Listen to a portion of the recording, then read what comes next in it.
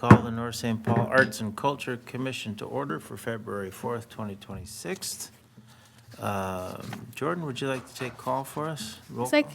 can. Tom Sonnek, Present. Carey Nadeau. Here. Ashley Perfect. Here. Sharon Clark Williams. Here. Raquel Soto. Here. Laura Strang. Where was I? Aliza Verma. Here. And Yued Orozco-Garcia is absent, as well as Troy Woods. And our staff liaison, Jordyn. So let's, everybody get a chance to look over the agenda. Any suggestions for changes, anything you want to edit? If not, I'll look for a motion to adopt the agenda as is. I would like to move to adopt the agenda as is, please. Moved by Carey, I second. second by Raquel. All in favor, say aye. Aye. Opposed? Okay, we got the agenda adopted. Everybody get a chance to read through the minutes? Any suggestions, changes, edits? If not, we'll look for a motion to adopt, to approve the minutes as listed. I'll motion to approve. Motion approved by Ashley, Second that. second by Sharon. All in favor, say aye. Aye. Opposed? Minutes approved. Okay, meeting open to the public. We don't have, well, we have one public member. He's busy with other things at the moment, yeah.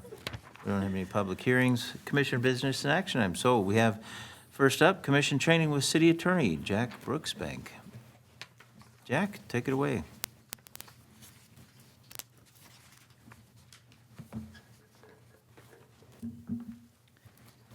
All right, good evening, Mr. Chairman, members evening. of the commission. My name is Jack Brooksbank. I am your city attorney, here tonight to talk about everyone's favorite and most exciting topic, public governance compliance laws, Yeah.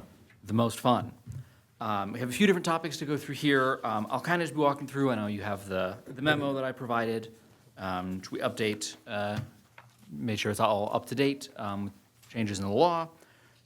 If at any point, I will have sort of a formal question period at the end. If at any point you are not clear about something, please step in, raise your hand, start asking questions, talk over me, whatever. I'm here to, provide as much information and be as helpful to you as I can be. So if there's anything that's not clear or you'd like more info on, just let me know at any point. We can make sure that I clear up anything. Great. Like I mentioned, a few different topics.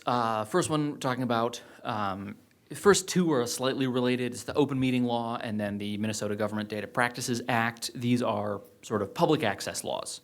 Starting with the open meeting law, so this is, a transparency type of a law, making sure that public business is being done only in public, that the public has, a real opportunity to see the decisions, participate in the decision-making, understand why and what is going on.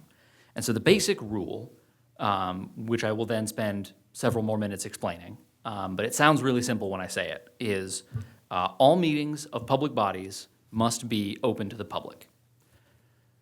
Now again, I'm a lawyer, I like to make simple things complicated, so we have some definitions to go through there. So first of all, what is a public body? Public body is other than sort of the state government, they have their own public meeting requirements. For our purposes, public body is the city or any boards or commissions or committees of the city. And so as a commission of the city, that does include you. And the second important thing to keep in mind is what is a meeting? A meeting is any time where there is a quorum of the commission, so that's more than half of the members, and those members are making a decision or discussing city business or obtaining information on city business. So basically any communication involving what you do as a commission counts as a meeting if there are at least 4 of you on the same communication. That definition does not change based on how that communication is happening. So if it is an email, if it is a text message, if it is a phone call, if it is people chatting in the hallway, there is an exception if there are 3 of you, that's not a quorum, and you're at the grocery store and you see a 4th member, walking down the aisle, that's sort of a chance meeting, that doesn't count, you're not in trouble for that. But anything where you are sort of actively discussing business before the commission, and again, it's a pretty broad definition of what counts as business before the commission. It's basically anything that the commission handles on an official basis. When you say a public body that is subject to the open meeting law is more board, does that mean broad, or should that be broad? Sorry. That should be broad. My Okay, apologies just on that. confirming. Thanks. And Jack, I think this is one thing that we always struggle with for clarification. So it's that idea that, like you mentioned, the grocery store example. So like, could 4 or more of us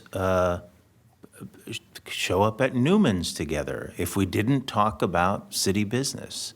Or, is it automatically the assumption that if there are 4 or more of us together, that city business could come up, so it's automatically dangerous? So I have 2 pieces of advice here. So the one, the real sort of narrow analysis is there is an exception within the statute for sort of chance or social meetings. The more practical advice is if there are 4 of you at Newman's and you are talking about, social things, variety of subjects, it's very hard to prove that you at no point talked about city business.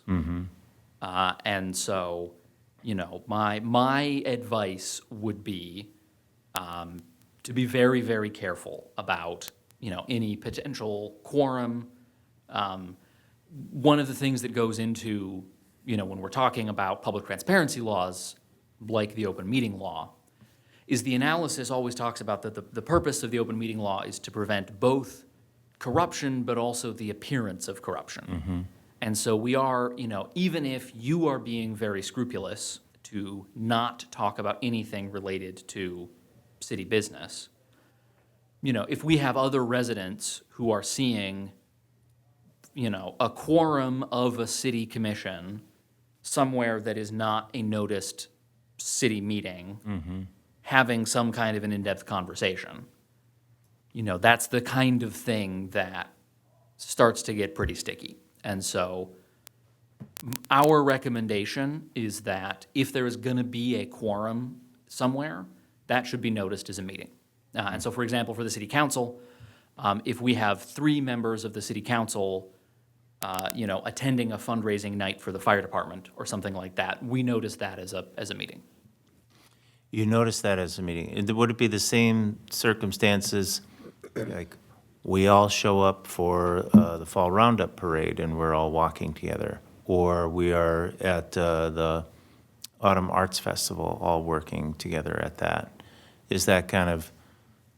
So it depends on what you mean by together there, right? If just all of you are at the Fall Arts Festival somewhere, that does not count. You're all just attending the event. The fact that you could see each other as a quorum, that's not really enough to be a meeting. If you are all working in the same tent somewhere, I would notice that as a public meeting. Okay. And it's not the most onerous requirement in the world. You can talk to Jordyn. The city is very practiced at sending out these meetings. It's a 3-day advance notice if you know you're all going to be somewhere. So again, if you know you're all going to be at the volunteer tent for the arts festival or something to that effect, just let Jordyn know. We'll post it. As long as you post it and include a quick description of the Arts and Culture Commission will be at the volunteer tent volunteering. And then would we have to provide minutes of that? Not necessarily. So there are minute requirements based on taking action. If you are not if there are no actions taken, there's not necessarily a requirement to have minutes for something. For something like a more formal meeting like this, I would always recommend that there be some minutes happening. But again, for something where you're passing out papers for the fall festival or something to that effect, I don't think you need to be keeping minutes of how many pamphlets you handed out or something to that effect. But again, we just want to make sure that we're we're kind of being transparent about what is going on with official business. Right. Sort of, moving along, another one that can really kind of, If I may, Tom? Another one that comes up, I've seen in my experiences, somebody's hosting a holiday party or a birthday party. Who do you invite? Who do you not invite? If you invite more than a quorum, there's the potential for the appearance of having a meeting, even though the intention is very social.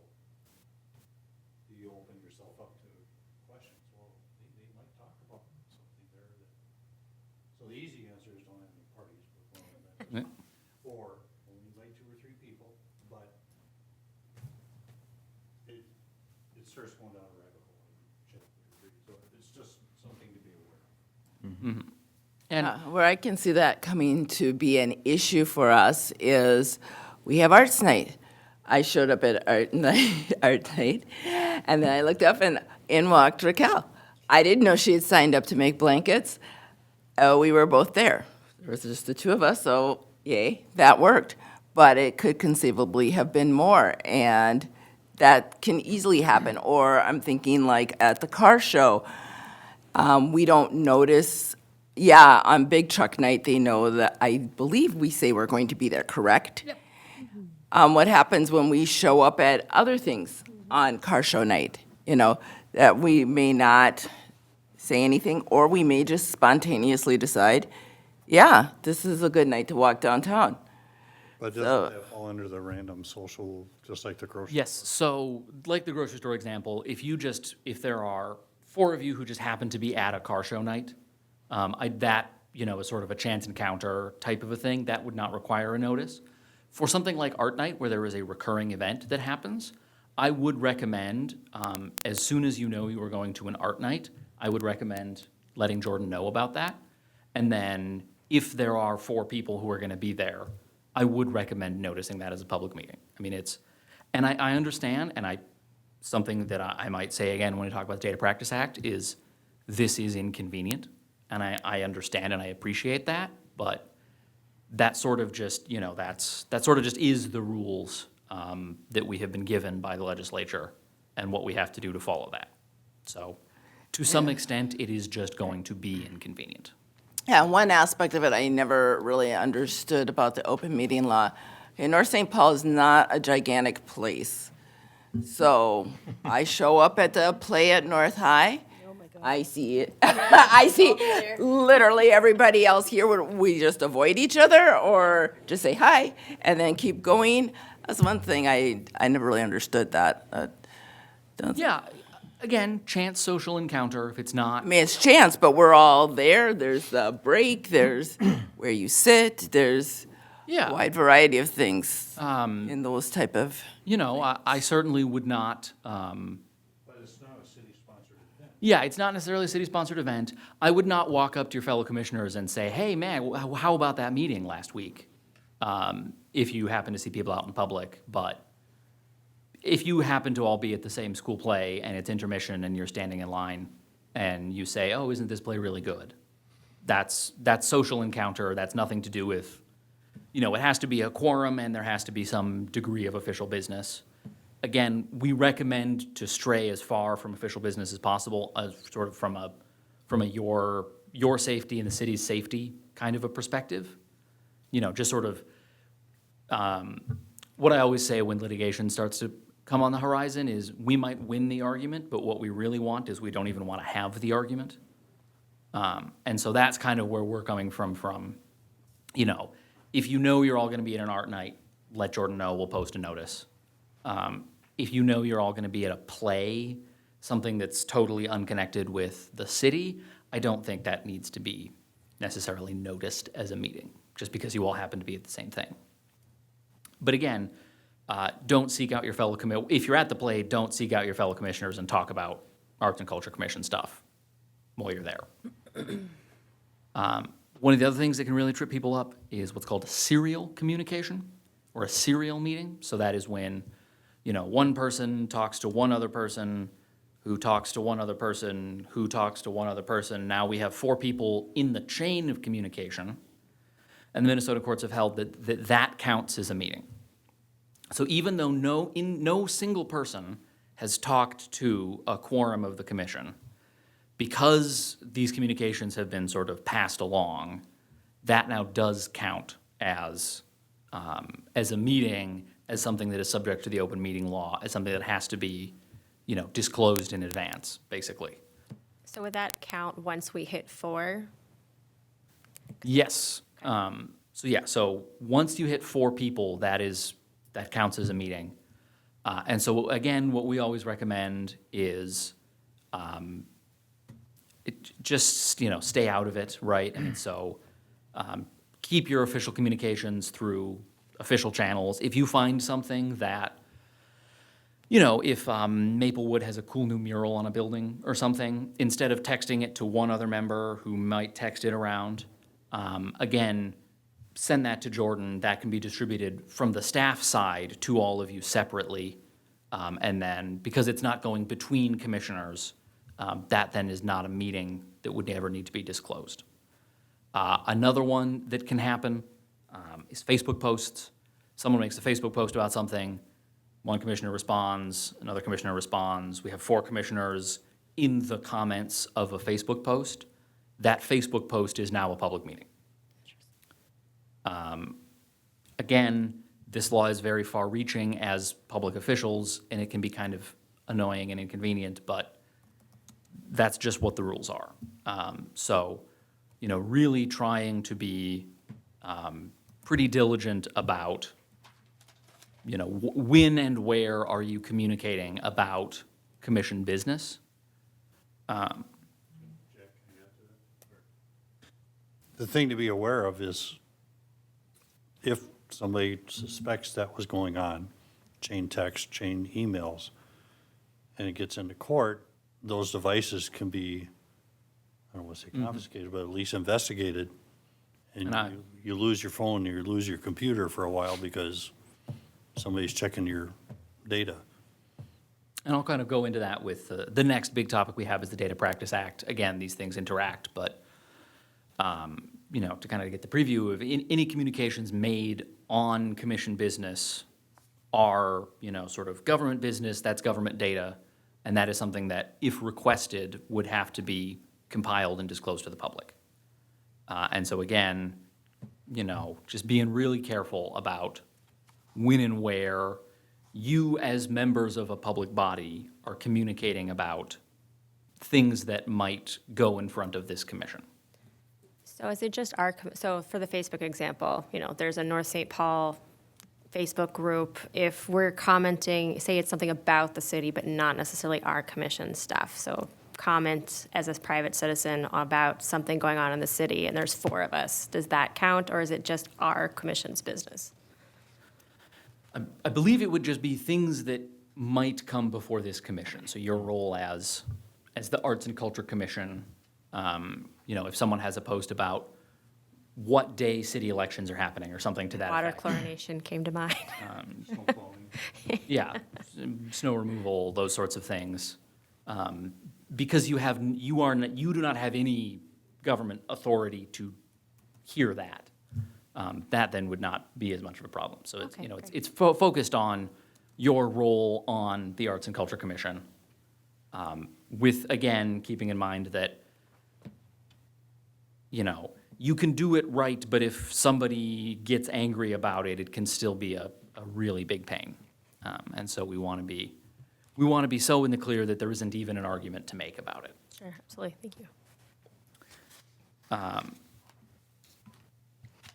Like I mentioned, notice requirements, not really that onerous. If you think there's going to be something where some event where you think a bunch of you might want to attend, just let Jordyn know. We can post the notice. It's much easier to post the notice than it is to do cleanup if it turns out that we should have posted the notice later on. Posting is what, just on our door here? I think, Maybe on our city website. yeah. For staff, it's not a big. When you're having a public meeting, every public meeting has to be in public unless there is a specific reason why it will be closed to the public. That's kind of a list of reasons to close it there. I don't think any of those are necessarily going to come before the Arts and Culture Commission. So for the most part, I would say for your business, just kind of expect everything to be, something that is going to be happening in public. You're not doing a lot of union negotiations or purchase of real property. In terms of, potential consequences for this, like I mentioned, litigation is just a huge pain in the butt, no matter what the outcome is. So just being in litigation is a big drain on resources, big drain on time. Can have impacts of, someone might have to come make a scan of your phone or a scan of your laptop. That can be, a real disruption. If it is found that someone has intentionally violated the open meeting law, intentionally tried to work around or to discuss something, not at a noticed public meeting, that can involve individual fines, which under the statute, the city is not allowed to pay. So if something like that were to, if one of you were to be convicted of something like that, that would be your money, and the city is not allowed to cover it for you. So should that be must, which must not be paid by the city? Must not or may not mean basically the same thing. We don't have the option whether you say must not or may not. Then there's additional potential penalties, costs and attorney's fees, which has a much higher dollar amount, but that portion could then be covered by the city, although, in general, we would prefer that money goes to, art projects and those sorts of things and not to litigation. But so there's some real penalties there for violations. So again, we just want to be really careful about this stuff. Turning the page again, the open meeting law really dovetails with the Data Practices Act. Minnesota Government Data Practices Act is, if you've ever heard of FOIA, that's the federal lawsuit where you can make a Freedom of Information Act request. This is the Minnesota state law equivalent of that. And again, it is very, very broad. So all government data is presumed to be public unless there is a specific reason why it can be withheld from the public. And government data means everything collected, created, received, maintained, or disseminated by state or local government, regardless of physical form, storage media, or conditions of use. Whether it is government data depends on the purpose of the communication. It does not depend on, the form or the device it was created on or anything like that. So if you as a commissioner are texting someone about commission business on your personal cell phone, that is government data. If you're emailing someone about commission business on your personal email, that email is personal data, or is government data. So just the fact that it is on your personal device does not mean that it is exempt from the requirements.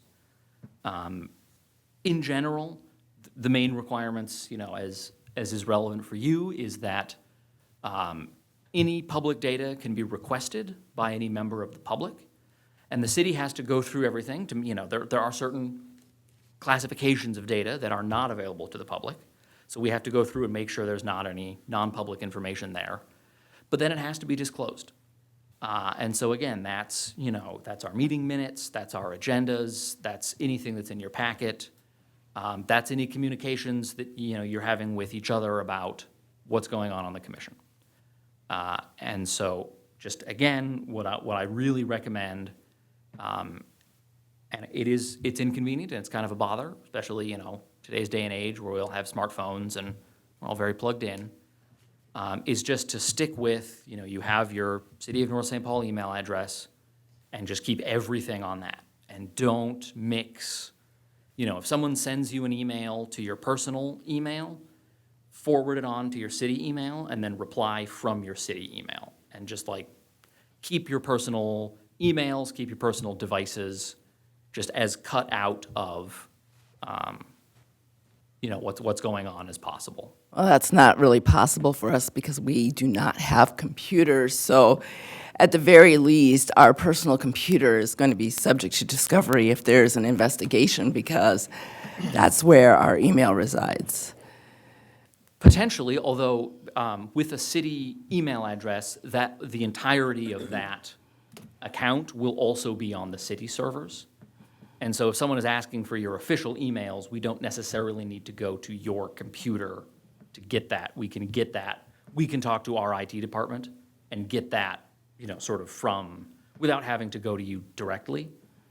Versus, if you've been texting about commission business, we would have to go grab your phone and make a copy of that and run searches on that. And so again, that's why my recommendation really is to keep everything possible on that official email address, so that if someone comes in with a data request and says, I want all communications relating to, this, that, or the other project, you want to just be able to say, literally everything I have is on the email, city IT can go do a search of that. I don't have anything else there. Because again, text messages, emails from a personal email address, photos that are on your phone and nowhere else. Those are the kinds of things where your personal information is going to be more enmeshed in your official information.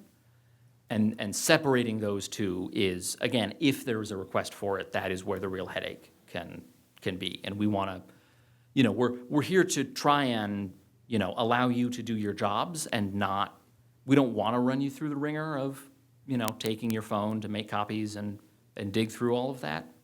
And so that's why, that's why we have these trainings. That's why I'm here, is just, for your own protection. That's why I'm giving you this advice. What happens to all of our emails when we leave?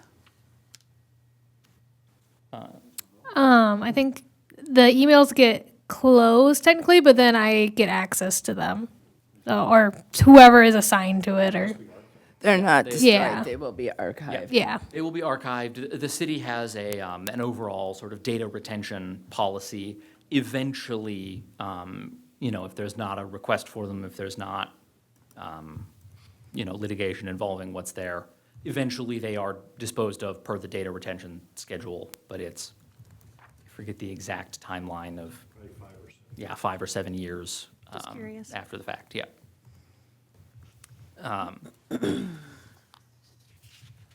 So that's, we can go into more detail about the different categories of data and how requests work and all of that, but as far as you're concerned, mostly it's just what is government data and knowing that, if there is a request, we have to go round up all of the government data that exists.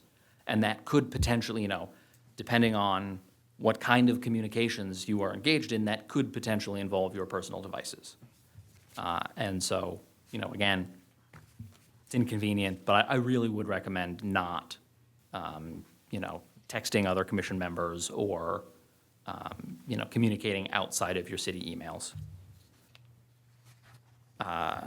Moving on to our next topic. Sorry, just behind here and ask a question. But is Teams allowed as a subcommittee members to have a message chain? Because emails get muddy when we're talking about our projects and little changes constantly. So the question is about, and I'm just saying this again so that if there's a recording, people know what the question is. Question is about Teams messages. Yeah, there's nothing that would prevent you from doing that. Those messages are government data that is discoverable. If there are 4 people on a Teams thread, that is a meeting that has to be disclosed. But there's not, an instant messaging like that is not necessarily treated differently than emails. But as for subcommittees, we have 3 or less. So then it would be through the city's emails to have a Teams chain, which would be easily discoverable. I was just wondering if that was an option. Yeah, Yep, so anything through your city email account, if that's Teams messages or emails or anything through there, that will all be kept on the city's system. And those are kept. That surprises people sometimes that their team's messages are searchable, but they are. But yeah. What would your recommendation, or do photos count? Because I know we have a lot of events, and sometimes social media, they want us to send photos to the city for promotion. So if we're using our personal phone and email it via the city email, is the photo like discoverable because now it's on our phone? Yes, and so what I would recommend is I would recommend that you take the photo, and then if you have the email on your phone or something, use your city email address and email it to Jordyn or email it to yourself, Sure. something like that, so that it's on the system. And then I would recommend that you delete it off your phone. Okay, that's acceptable. Cool. And then, because you're not destroying it, you're basically just storing it in a different place. Okay. And that place is the city's server, and so then again, as long as you've been diligent about that, if someone comes and says, hey, please give us everything you have about, art night last week. And you just want to be in a place to say, yep, everything is on the email server. Okay. I have nothing else. Thank you.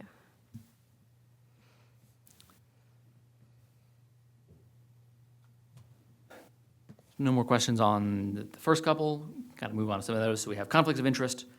Again, this is kind of the broad rule for everybody.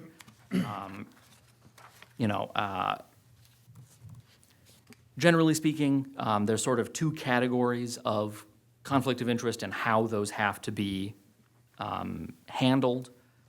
If there's a contract being made with somebody versus if it's in a non-contractual situation. Contracts are stricter. If you are entering into a contract with somebody, it's a stricter rule on, sort of whether you're allowed to participate.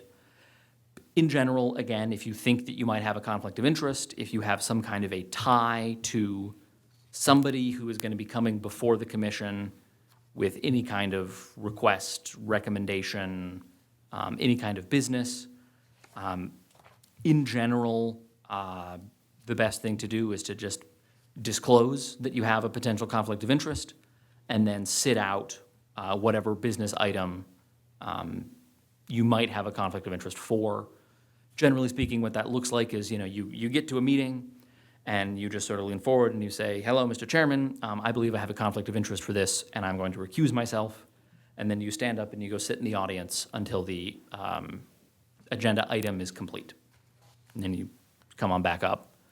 One of the important things about that is that if you are disqualified from voting on something for a conflict of interest reason, it reduces what counts as a quorum for that thing. So if there are only, if there are 4 people at a meeting, you would need 4 people to be, more than half or more than half of the commission. If one person has a conflict of interest and there's only 3 left, it reduces it down to now you need, 2 of the 3 votes instead of 3 of the 4 to pass it.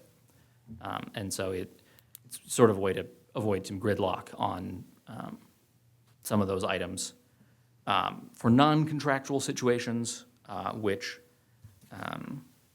spoiler alert to another couple of items down the road, everything that this commission does is a non-contractual situation because you do not have the authority to enter into contracts.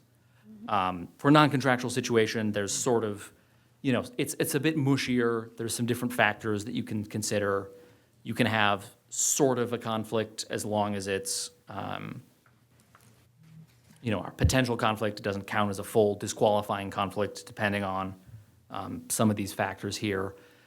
In general, what a potential but not actual conflict looks like is something that will affect you to the same amount it will affect anyone else who lives in the city of North St. Paul. Generally speaking, that's not going to be held to be a conflict because it doesn't affect you differently than it would affect anybody else. Versus a more targeted, so if you're, if you're voting for art that you will see in town, that everyone will see in town, that's not considered a conflict of interest. If you're voting for, a mural that will go on your house, then that would be a conflict of interest and you gotta step back from that. Best practices, again, it's much easier, if you disclose that you think you have a conflict of interest and you sit something out, and then after the fact, somebody says, I actually don't know if that was a conflict, we just sort of say, oh, well, and we move on with our lives. If you don't disclose and don't sit it out, and then someone says, actually, I think that was a conflict of interest, it can potentially be a real major headache. And so, again, the lawyer's advice is err on the side of over disclosure and not under. Gift laws, again, fairly straightforward. Interested person, which is anyone who might have business before the city. Cities do a lot of business, so interested person is, generally speaking, just about anybody. Cannot give a gift to a public official. Local official includes appointed officials, that would include you. Gift means money, it means objects, it means food, it means anything of value. There are some exceptions to that, have some kind of list of them there. Generally speaking, anything of nominal value, anything that's less than $5 does not necessarily count. So if you are at a conference or something and someone hands you the branded stress ball, that does not count as a gift because it's nominal, or like a sticker. Those do not count as gifts. They're too small, they don't count. But food does. So if somebody says, hey, I'd love to talk about my art project, can I buy you dinner and talk to you about it? No, they cannot. You can go to dinner, but you do have to pay for your own dinner. Unless you are giving a speech somewhere, then they can buy you dinner. But in general, food does count as a gift. Gifts given to the city have to be given to the city. They cannot be given to any individual person or any individual part of the city, although there can be conditions attached to a gift. So if somebody wants to give a gift to create some piece of public art, that gift has to be accepted by a resolution of the city council, and then the city council has to make the decision to,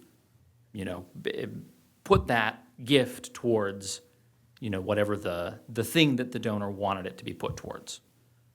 Now, obviously, as the Arts and Culture Commission, someone wants to bring something here, talk about, is this a good idea? If you want to recommend, acceptance of that gift, recommend that you pursue that project to the city council, that is very much why you're here. But again, it does have to go through an actual acceptance by the council. What if it were a monetary gift, as a donation? Donation may be subject to conditions from the donor and earmarked for a specific purpose. Are those allowable? Yes. Again, with acceptance by the city council, and then the city council, is sort of bound by whatever those conditions from the donor are.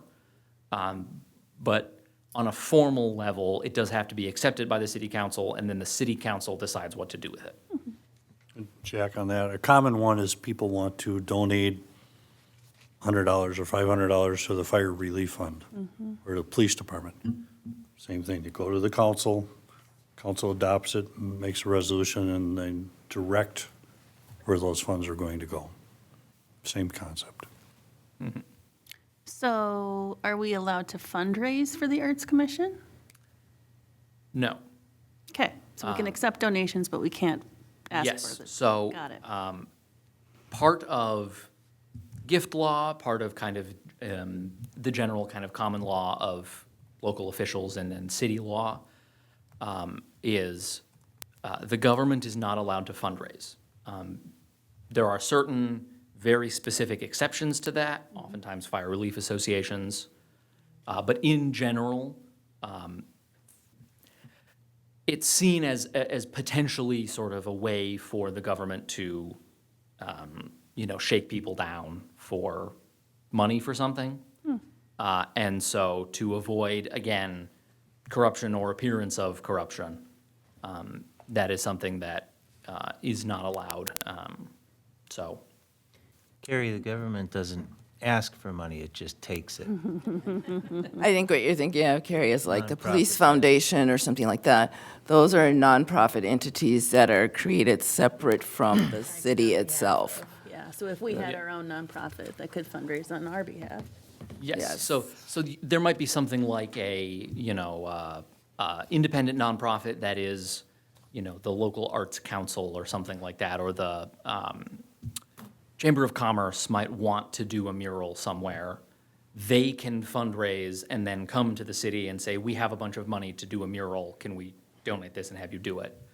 And the city could agree to that, but we can't be, asking for donations, passing out flyers, knocking on doors. It's seen as too coercive if the government shows up to your door and says, hey, do you want to donate to this project? And the Historical Society can. Yes, so Historical Society can, Fire Relief Association can, there are certain, I think it's like we can't specifically fundraise, but we can like have a jar out for 4th of July fireworks. But very, very sort of limited, specific. Yeah. You have to go find a statute that says, and this part of the city may fundraise for this purpose. Yeah. Is the Historical Society a 501c3? Is that how they're able to do that? No, I think I forget exactly, historical societies get just sort of special treatment Oh, in some got of the it. statutes. Yeah, Statutes. And so there are statutes that just say the historical society can do the X, stuff. Y, and Z action, Cool. which there is often no rhyme or reason for a lot of those statutes. The one I always use as an example is the city cannot generally put on entertainment, but the city can put on free music. Why can the city put on free music? Because there's a statute that says the city can provide free music. No cover charge. We can't charge for it, and it can't be any other kind of entertainment. We can't put on a light show or anything like that, just music.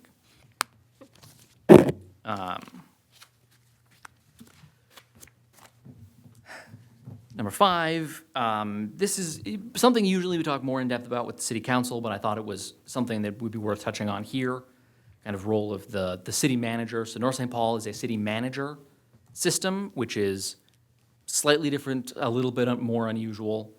The two, in general, in Minnesota, cities either have a city administrator or a city manager. A city administrator is sort of more of a liaison to the council, which has more of an active role. City manager is more of like the CEO, kind of analogy, and then the city council is more sort of board of directors. And so in a city manager system, city manager has a lot more direct authority over city staff, over kind of day-to-day operations. Additionally, the city manager has direct purchase authority, so the city manager can go buy things as long as it's under, I believe, $20,000. City manager does not have the authority to enter into contracts. So the example that has come up before here, if there's some mural that is being painted on electrical boxes or whatever, if it's just, hey, we need 2 gallons of white paint, the city manager can send someone to the hardware store to go buy 2 gallons of white paint. We do not need any city council involvement on that. If it is, we found an artist who wants to do this mural, can we hire them to paint the mural? That is not a purchase, and so even if it is a small dollar amount overall, we're still contracting for services to have someone come in and perform a service for us by making that painting. And so that is something that still has to be approved by the city council. Those are the approval by the city council and purchase by the manager are the 2 ways that the city is allowed to spend money. You will notice that you are not one of those 2 ways. You do have a budget that is given to you every year by the city council. That is basically planning from the city council. The formal way that that works is just the city council knows that you are going to recommend projects throughout the year, and they have decided in advance how many of those projects they want to pursue, or what the dollar value of those projects they want to pursue is. But again, everything that is going to spend taxpayer money has to be either a purchase of supplies by the city manager or approved by the city council. And so, you know, we have a pretty streamlined system for that. If you have an artist you want to bring in to do a demo or, you know, paint a mural or do a utility box or something, you can sort of let the city know that you would like to do that. We can pass it up to the city council, get it approved, and kind of pass it back down. But it does have to be communicated to, you know, to Jordyn and your staff liaison. It has to be escalated up to, you know, Brian, the city manager, and be approved by city council. City council is generally pretty, you know, favorable to public art. They like having it. And so I haven't seen a lot of things where there's a lot of conflict over getting that approval, as much as just remembering that that approval does have to happen. Additionally, I don't think I necessarily. Jack, I had one more thing. Yes.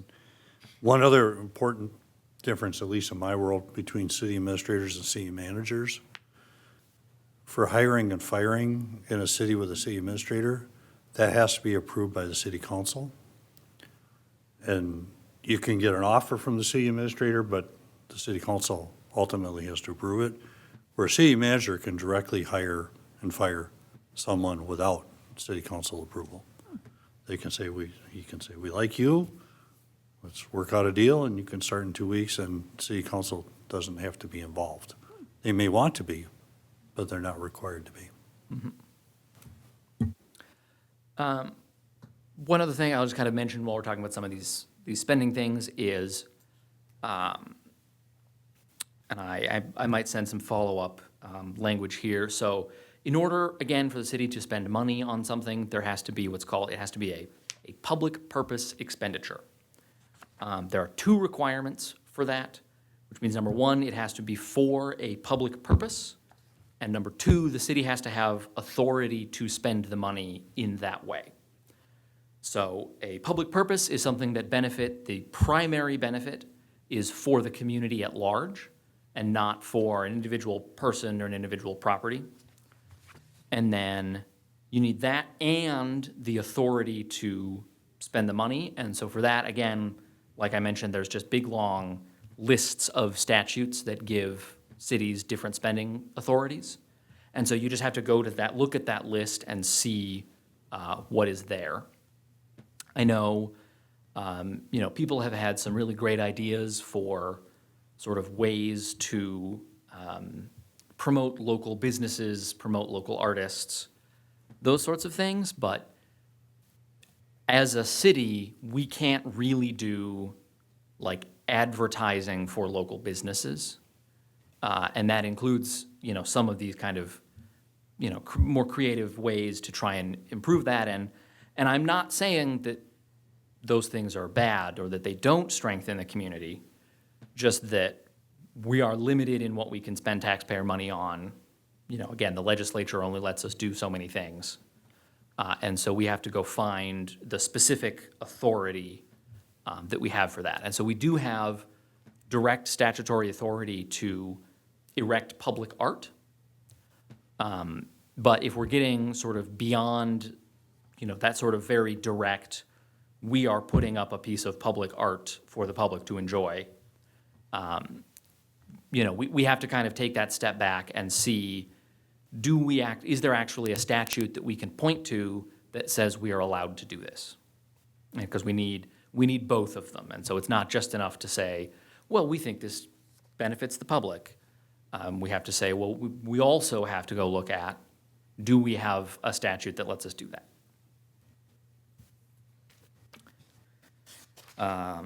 Last thing I will touch on briefly, Robert's Rules of Order. They are deadly boring, but they are a good way to kind of manage things. There's a lot written here. In general, just the way that, sort of public business tends to operate. Someone makes a motion that says, here is what I think this body should do. That needs a second. Then there is discussion. Close of discussion, the chair will call for a vote, and there is a vote.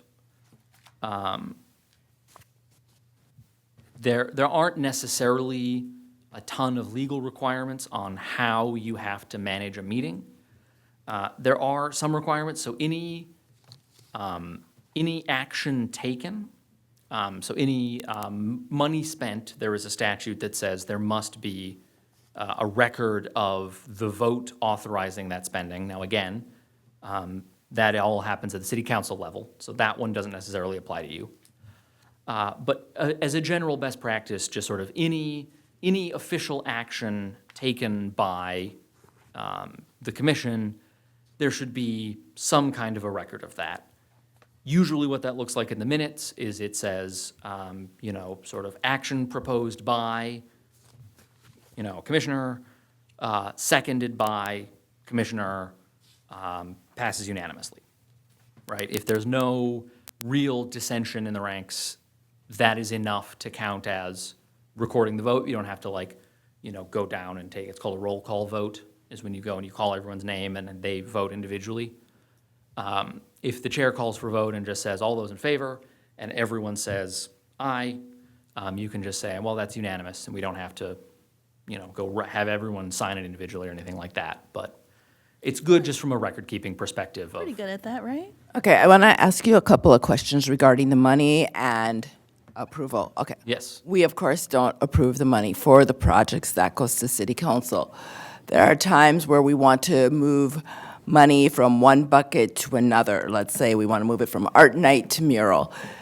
That comes before a vote, right? When we say, okay, we can afford to take $200 away from art night because we're not going to use it all, but we could benefit from it in our what we've allocated for a mural, then we vote, correct? Or do we just say, Yes, so two potential scenarios here. So one of them is just sort of your internal record keeping.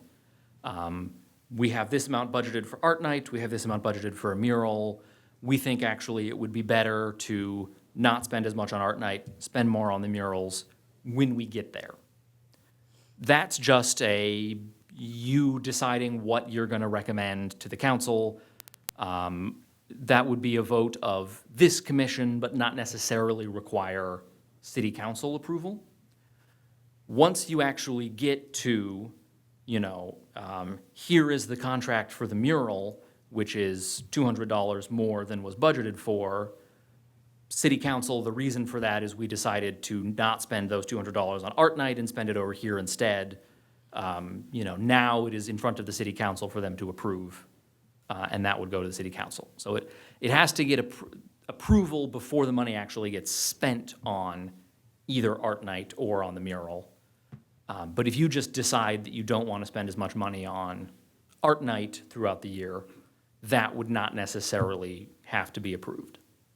okay, I think I understand what you're saying. That's on the record for us when we make these adjustments. So when it's presented to council, then we can say, hey, this is why it's more than what we originally had allocated. All right. Yes, and next. and here's how here it's why more than what we originally allocated, and here's how that still fits within the budget, Okay. because we've moved the money from somewhere else. Okay. The next question is, so when we buy things like for the art cart or because, I don't know, we're going to go to an event and we decide we want to pass out something at the event. Okay, each of those are voted on, correct? So we're going to pay, I don't know, it seems like we needed white paint for something because we were doing we were doing a little snowman. So do we vote and say, yep, it's okay, we're gonna spend $10 and go get white paint for these snowmen? Or is that a de minimis amount and then we don't have a vote? So, again, sort of, we're talking about who has to ultimately authorize something. For something like $10 of paint, like I mentioned, city manager and city staff have some degree of purchase authority.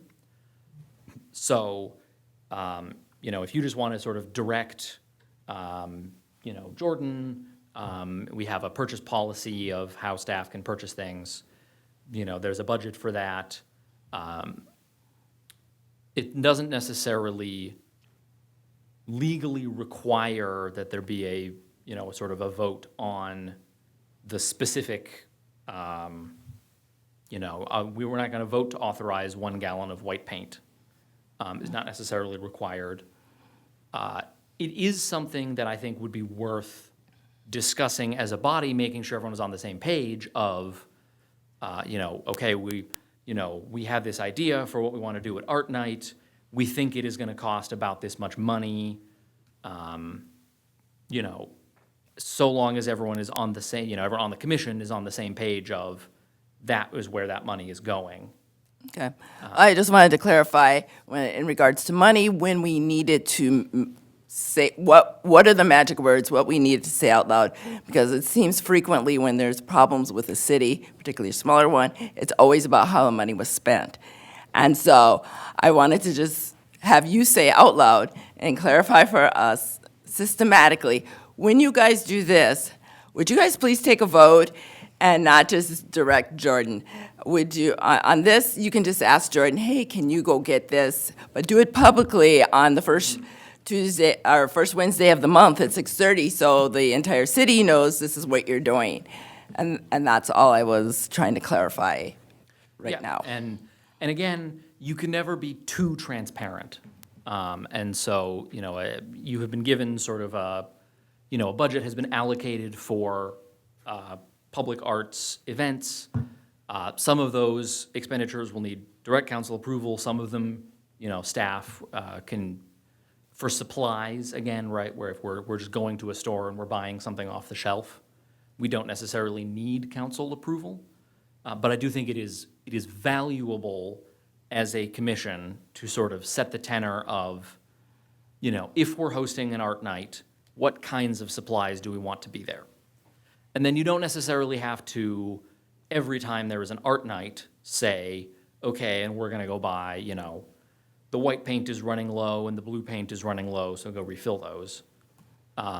As long as there's been sort of a high-level discussion of, okay, at an art night, we're gonna have some basic colors of paint and some glue and some scissors, or whatever you kind of want to be there. As long as sort of that higher level decision has been made, then staff can be responsible for sort of keeping those supplies topped up. Thank you.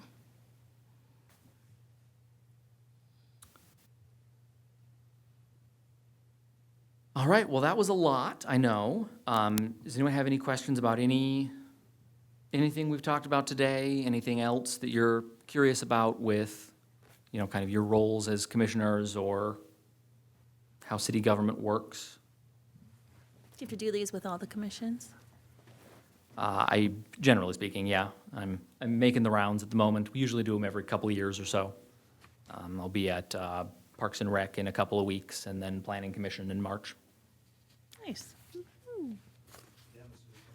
And we did the city council last fall, I think. All right, well, if there are any questions, certainly, feel free to pass those on to Jordyn or Ken. If it's something that they aren't able to answer, they are all in contact with me, and so we'll make sure you get any answers. And let you move on with your evening then. Thank you very All much right. for your time. Thanks, Jack. Appreciate it. Jack. All right, next up, we have a review of commission expectations with Ken Roberts.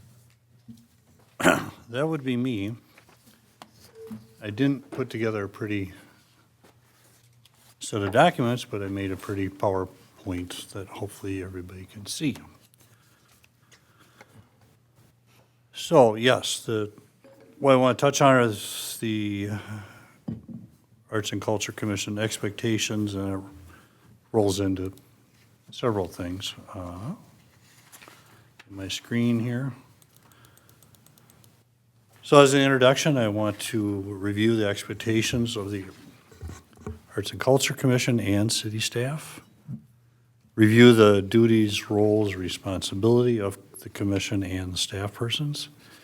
And my overall goal for this evening, with this meeting and discussion, is to ensure I'm going to say ACC for short, and the staff are working together toward promoting and increasing the city's artistic and cultural assets.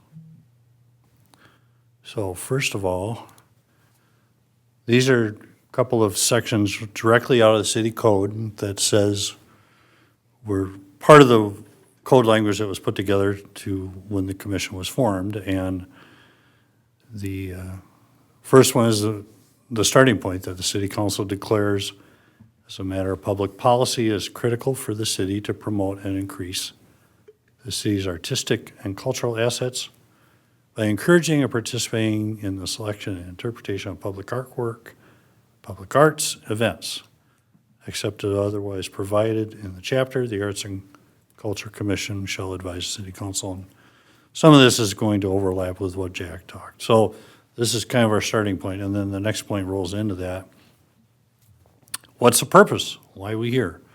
The Arts and Culture Commission is established to stimulate and encourage the creation, performance, and appreciation of art and culture in the city, and advise the city council on arts-related matters, and promote positive economic impact the arts has in the community. I think everyone somewhat understands that, but these are the exact words right out of the city code. So I always find best to go back and see what the city code really says. There are 11 duties listed in the code, again, for what the commission duties are, and there's several things there. There are recommendations and advising and evaluate and recommend. Number 11 there, the bottom one, to assist the city in raising funds for public and private resources for the funding of arts project in the city. That seems a little bit sketchy based on what Jack just said. So that might be something that'll have to be removed from the code. So let's kind of not talk about number 11 for now, or just not go there. But all these, and again, I've been in the city 9 months, but I picked up on all these other 10 are all things you do probably every month, and probably even in between your meetings. I don't think there's anything new or different there than you would expect to be doing. And again, it's a lot of recommendations and advising and that kind of thing. I am not going to bore you with reading all those. Afterwards, if you want, I can send this out to all the commissioners, or Jordyn will for me. You can read all the words. So in summary, the purpose and duties of the ACC is outlined in the city code, provide clear expectations and duties for the commission. All actions and proposals of the ACC must follow the purpose, duties, and requirements outlined in the city code, and must be consistent with their bylaws, which I don't touch on the bylaws. I know you all have received copies, and if you don't have one, we can get you a copy. A lot of the bylaws, I don't want to say regurgitate, but reinforce what's in the city code. So, in my time, it's been brought to my attention that there's been some issues and concerns. And a little bit of background. First of all, starting with city staffing. There's been, by best count, 3 community development directors and 4 commission liaisons in the last 4 years here at the city. That has led to the training and retraining of city staff, learning about our roles and responsibilities, which I'm going to make the leap that possibly has led to inconsistent messaging and availability for commission duties and projects. There's no one's fault there. That's just clearly a lot easier if somebody's in a role for 3, 4, or 5 years consistently, then staff knows what can be done and what can't be done. And that's been a challenge so far. As I said, I've been with the city about 9 months, and just briefly overall, I coordinate the activities and responsibilities of staff for 3 commissions: the Arts Commission, Planning Commission, and the Parks and Recreation Commission. I also am responsible for the department and commission budgets, do a lot of land use planning and zoning related projects that go to the Plan Commission and the City Council, and then I work on other city-related projects as assigned by the city manager. Never know, week to week, something else can come up. I will say that the department administrative staff, Jordyn and our two other administrative assistants, are very knowledgeable about the city, most city operations. They are always helpful, whether someone's on the phone, in person, and they all work very well with other city staff and the public. And I personally think the city's very lucky to have three very good and knowledgeable administrative assistants. Their duties are very broad. They answer their respective direct phone lines and 7 other telephone lines that come into the city. They take calls for the electric department if there's electrical outages, public utilities if there's a water main break, if there's a snow plowing question or complaint, parks and parks reservations, a whole variety of things that each department doesn't have their own receptionist. The three under my umbrella of community services takes those calls, and then they direct those calls to where they need to go, or they can answer some of the questions. Recently, we've had a lot of questions about the chlorine in the water. They've been getting those calls, and that all takes time. Complaints about snow removal or snow plowing, we get those calls. Sometimes they can answer them, sometimes they forward them on to Public Works. They are also responsible for checking and distributing emails the city receives on several email accounts, again, whether it's for electric or Public Works or the fire department. If people outside the city don't have the direct email address for a specific staff person, they go into a general email box. It's up to the staff, administrative staff, to make sure those get out to the right place. Or if there's a work order, say if somebody needs something looked at, there's an electrical outage, they take those calls, contact the electric utility, and get that looked at as soon as possible. And so with all that, the available staff time for the liaison for the commission is 10 to 50% of their time, which is only 4 to 6 hours per week for ACC commission matters. As I outlined, Jordyn has a lot of other duties, and sometimes this means the turnaround time for ACC projects or requests can be slowed or limited. It's other things, again, if there's a power outage, there's a water main break, those become a higher priority than working on commission matters. What we have found, again, in my time here, is that her time often spends more than 15% of her time on ACC matters. Some weeks that's fine, other weeks it doesn't work because, again, there's other things that happen. So the commission knows the city does not approve of the use of overtime for any of the staff liaisons to the commissions. They are eligible to earn comp time for the extra hours they work. That's usually for the evening meetings like tonight, or special events like the Autumn Arts Festival, or when we have the spring cleanup day and those kind of things. So yes, they're working late hours, but then that means they're earning comp time, which becomes vacation time that they have to use or lose before the end of the calendar year. The other issue that's been talked about, I know, somewhat regularly recently are the project proposal forms. I want to be clear that we as a staff are intending to help. They're intended to help staff help the commission. We need, as a staff, the requested preliminary information on the form to help with the budgeting, project review, and project timing. We'll touch on it briefly with the budget and the budgeting process, but that starts early in the year for the next calendar year, and I'll get into a little more of that on each time. And I know for the commission, it's a little bit of the chicken and the egg. We need some information Jordyn, again, primarily, to help move projects through the review and approval process with city staff and ultimately the city council.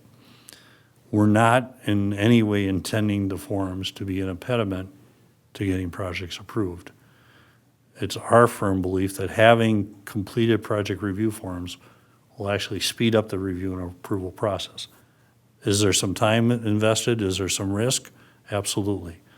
As I've heard of a couple of projects that you think they're at the finish line, they're gonna go, and then something comes up and then they're a no-go. That happens, but we can't take a project forward to city council or the city manager if we don't have enough information. So the more information, research and information included on the forum, the better for staff, the better for the project. You as commission members may not have a lot of information at the beginning, but the more thorough, the better. And as the process goes on, if this commission members get more information, or Jordyn has questions, or I have questions, the more we can keep that information train going, the communication, the better. I know I've been going quickly, and I should have said, like Jack said, if you have questions, you want to jump in, please do. I'm just babbling here, but I'm not necessarily trying to ram this through. But this is the important thing. We will not, as a staff, do any work or research on a proposed project without a completed project form. We can't just work off a verbal idea that was brought up either in a meeting or via an email. Now, there may be, and try to run with that project. We need information in writing. If the project's small, maybe it's a routine matter, maybe Jordyn's done one of these before, whatever it is, we certainly could look at waiving that requirement. But in general, we need information on the form to start our work as a city staff on that. And then the last point there, once we get a form that has the information, again, as I touched on, if there's more information that comes about, or you were able to contact someone and, okay, now we found out this, regular consistent updates about the project, the proposal via email, is we welcome that. We want that to help keep projects moving forward. Budget. Jack talked about this. He has some great questions about the budget with his presentation. So as I touched on, the budgeting process for the city starts in April and May. So that'll be coming up quickly. And it goes through several months of reviews and preliminary and final budget. And the final budget is adopted in December for the next calendar year. So that's why when Jordyn and I have talked, or Jordyn has talked about timing, if we know, if there are projects that are interesting or potential that you know that you'd like to see the commission and the city take on, the more we know now, the more we can include dollars for those in next year's budget. That's the reality of the timeline. Now, I know there's already money in this 2026 budget, and so there may be things that can be done using 2026 dollars. But if there's something significant or different that you as a commission see that you want the commission to tackle or have the city approve, we need to start knowing about that sooner than later to try to get money in the budget for 2027. Also, the spending of all the budgeted dollars is not guaranteed for every year. If somebody has an idea, well, it happened last year, there was an idea to do a mural. It didn't work out. Well, that money just doesn't evaporate, but it doesn't necessarily get spent either. There are times where I've worked at other places that money could be carried over to the next year. I don't know exactly how that money or those budgeted dollars are handled when they're not spent in a particular calendar year, and that's something I can find out more about. But if a project takes several months to research and vet and go through the city review, city manager, legal at times. The planning and approval can take several months, so again, we could be working on something in the next few months, get everything lined up. But by the time it's all figured out, we got a budget, we're ready to go, it's all approved, and say it's an outdoor mural or a box wrap, maybe it's October or November, now it's too late in the year. Well, if we get all the approvals done correctly, we can say it's all good, we'll have a contract, and we'll have the art installed in the next year, and that's fine. But that's just the reality of how the city business is currently. And we're open to ideas to speed up the process, but that can happen, but that doesn't mean a project won't get done. It might just not get done in the same calendar year as all the approvals. Communications, another issue I want to make sure the commission's aware of. If a member of the commission or the public has concerns, conflicts, or questions about Jordyn or any other unresolved commission matter, they're to contact me by telephone or email. Do not send any concerns or questions about the liaison or any other ACC matters to other city staff persons. Jordyn is your liaison. If she can't answer it, she'll work with me. We'll get you the information.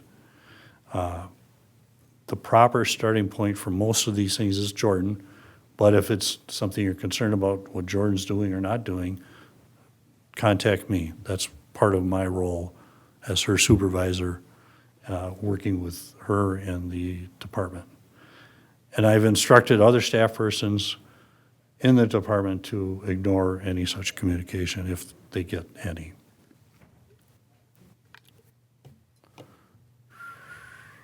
Where did my mouse go? There it is. So, wrap it up. We want, as a staff, the commission to succeed in the betterment of the city. We want the ACC members to help meet their purpose to stimulate and encourage creation, performance, and appreciation of art and culture in the city. We want to help projects get reviewed, approved, and implemented. And we want all the commission members to stay motivated, confident, equipped for success. However, as a staff, we can support that. We certainly acknowledge and appreciate the diverse skills, backgrounds, and expectations of the commission members. 7 different people with 7 different backgrounds, that's great. But, and we also want to foster the sense of value and inclusion amongst the members. And I'll speak for Jordyn and myself and everybody else that I've worked with. We are committed to collaborating with commission members to resolve the issues and staying connected with all the commissioners. Again, we want projects to succeed. Bottom line is city staff need the commission's help to help you, and that's to get projects done, among other things. So, let's see. That, I think, oh, wait there. Yeah, there it is. That's all I had, but I'm happy to take questions.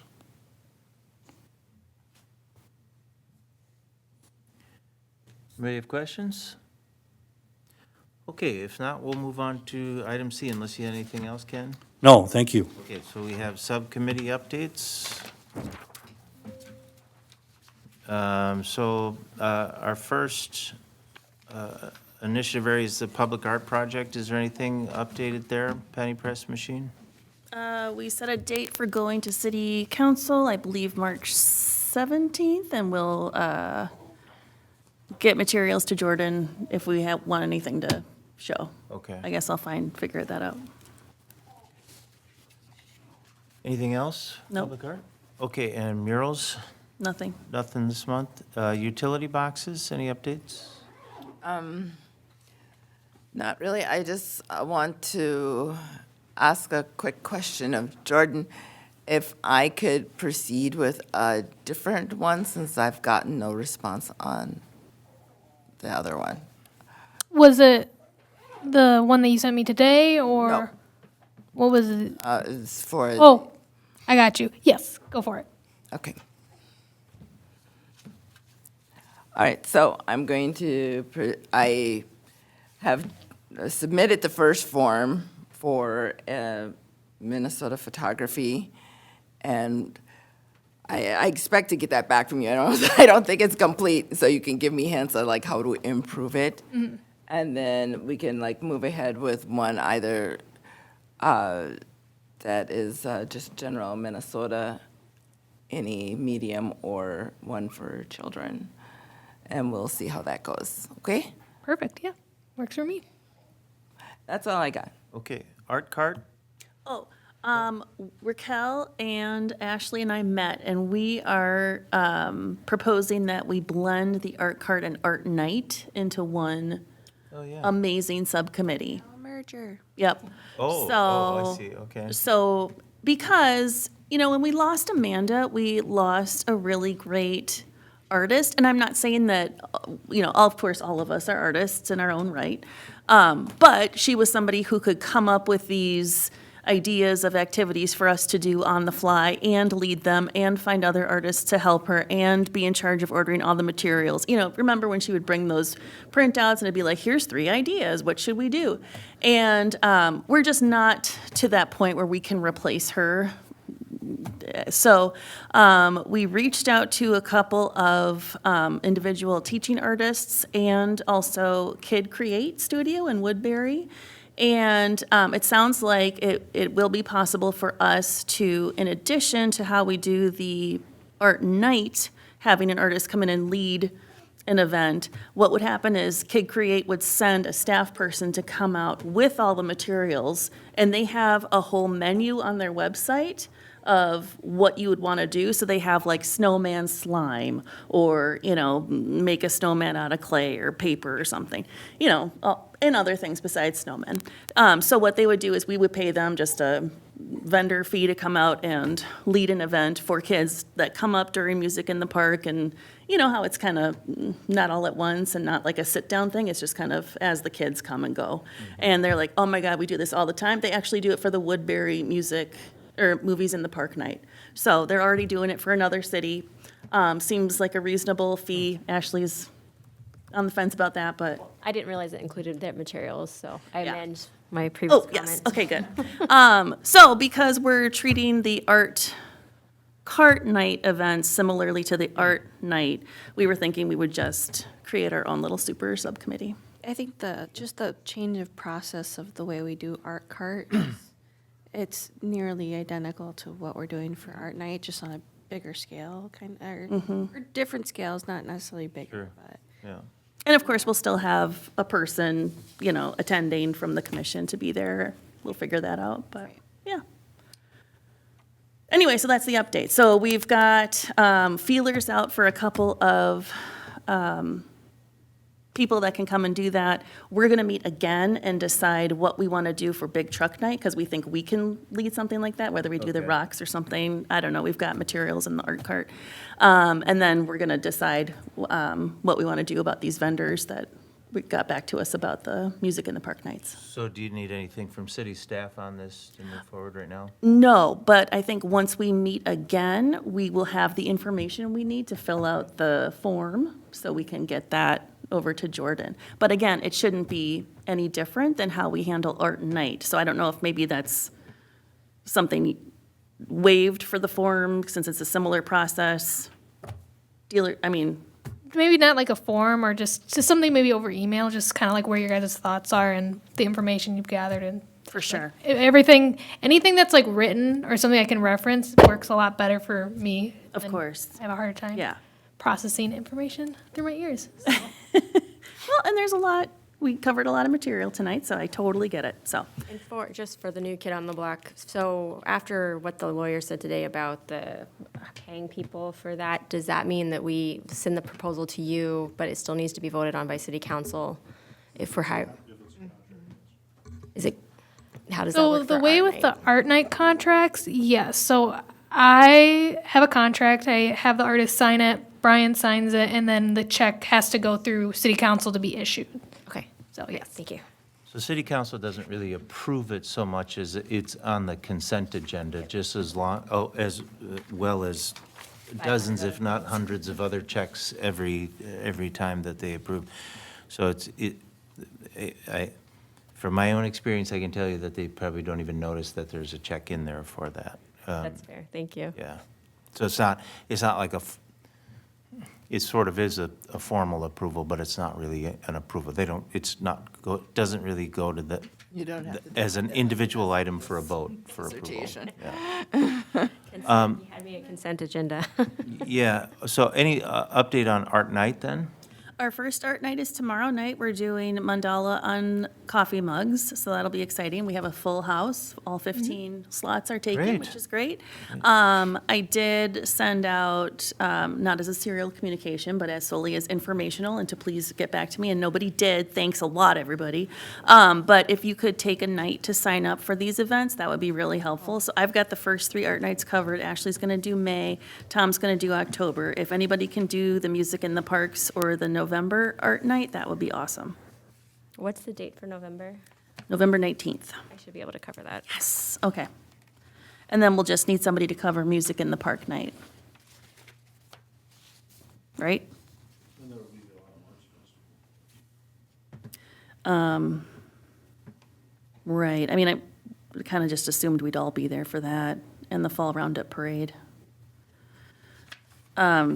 So I guess Big Truck Night, Autumn Arts Festival, and Fall Roundup Parade, we already know. We should notify or post those, since I'm assuming we'll have a quorum for those 3, right?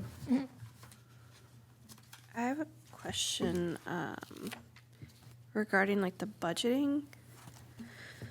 So is the art cart one just gonna dissolve into art night since those are merging, or do we need to vote on that, or? I'm not sure how that works when it's like post, budget approval or recommendation. I have to look further into that. Maybe, probably. Or do we need to make like some sort of official motion to say, hey, we're merging? Yeah. Merging the subcommittees? Yeah. No, I mean, we just made those up on our own. So I mean, if we want to separate those on a budget line item, I mean, we can keep them separated as budget line items.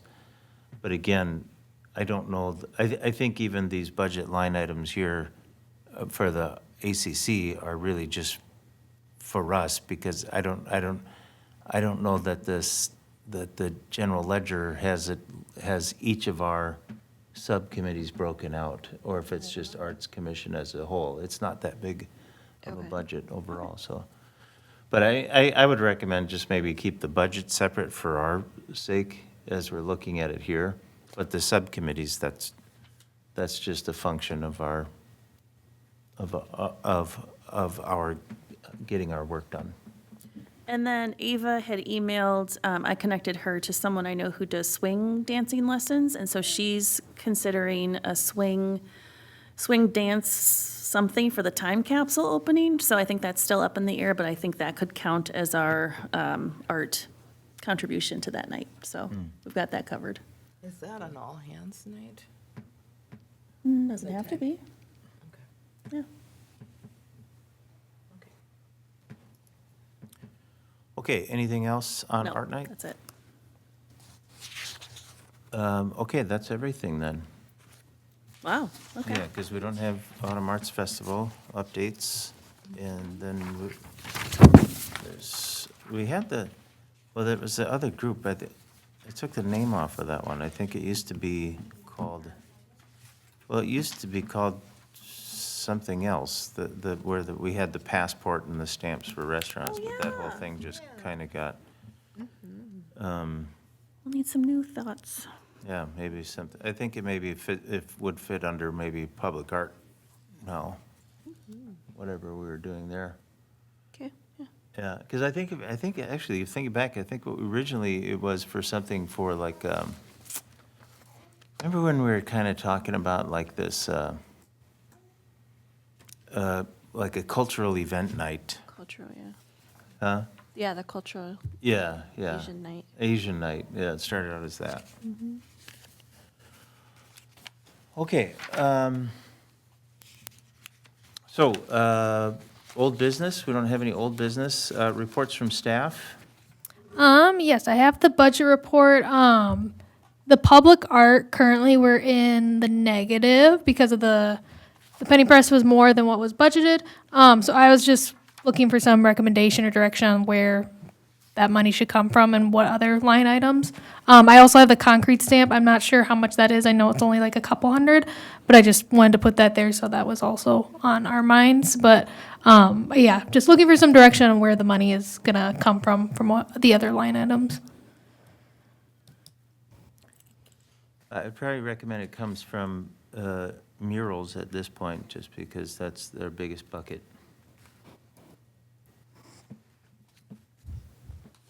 Are we all good with that then, or? Works for me. Work for you? Okay. All right, that is all I needed. Thank you. All right, reports from commissioners. Ashley, you got any reports for us this month? Not this month, no. I'm good. Nothing? Okay, Sharon, you got anything? No. Aliza? I'm just getting back in the swing of things, so emails to come, guys. Raquel, you have anything? No, I will sign up for stuff soon. What did you say? I'll sign up for stuff soon. I totally Okay. forgot. You probably should, hey, sign up for things.